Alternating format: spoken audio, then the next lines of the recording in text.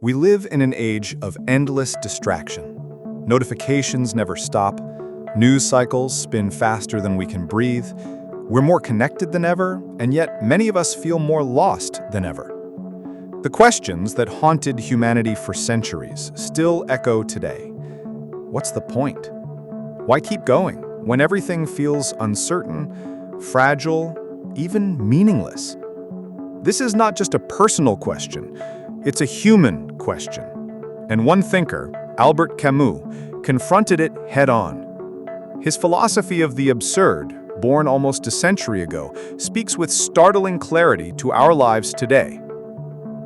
Albert Camus was born in 1913 in Algeria under French colonial rule. He grew up poor, lost his father in World War I, and witnessed the devastation of World War II. He wasn't interested in ivory tower philosophy. He wanted to understand how ordinary people could live in a world filled with violence, uncertainty, and absurdity. And he discovered that the human condition is defined by a clash, our desperate hunger for meaning and the universe's silence. Camus called this clash the absurd. Every human being asks questions. Why am I here? What is my purpose? We long for certainty, but the universe offers no answers, just silence. The absurd is not the world itself, and it is not us. It is the collision between the two, between our craving for meaning and the universe's refusal to provide it. To explain, Camus turned to the myth of Sisyphus. Condemned by the gods, Sisyphus rolls a giant stone up a hill, only to watch it tumble back down. Forever. An eternal cycle of futility. For Camus, this is the perfect image of human life. We work, we strive, we love, we dream, and eventually it all rolls back down. Death erases our efforts. But here's the twist. Camus does not see despair in this story. He sees freedom. He writes, "One must imagine Sisyphus happy." Because once Sisyphus accepts that his task has no ultimate purpose, he is no longer a victim. He owns his fate. He finds meaning in the very act of pushing the stone. So how do we respond to the absurd? Camus outlines three paths. First, suicide, the refusal to continue. It is the surrender to meaninglessness. For Camus, this is not an answer. It is an escape. Second, the leap of faith. Religion, ideology, or utopian dreams. A comforting belief that fills the void with certainty. But Camus called this philosophical suicide, an illusion that denies the absurd rather than confronting it. And third, acceptance and rebellion. To stare the absurd in the face and say, yes, life has no ultimate meaning, but I will live it fully anyway.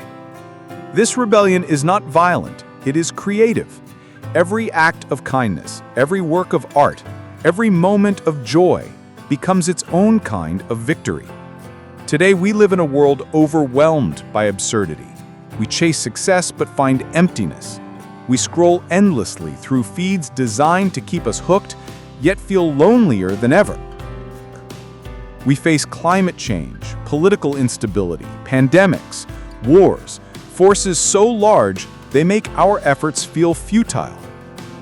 It's no wonder anxiety and depression are rising worldwide. The absurd is not just philosophy anymore, it is the condition of modern life. And yet, Camus' answer is as relevant as ever. Not escape, not illusions, but rebellion. What does rebellion look like today? It looks like refusing to let algorithms define our worth. Choosing to create rather than consume. Choosing connection over isolation. Choosing to act, even when the outcome seems uncertain. Camus reminds us, the world may not give us meaning, but we can give meaning to the world. So yes, life may be meaningless. The universe may remain silent. But that silence is not despair. It is freedom.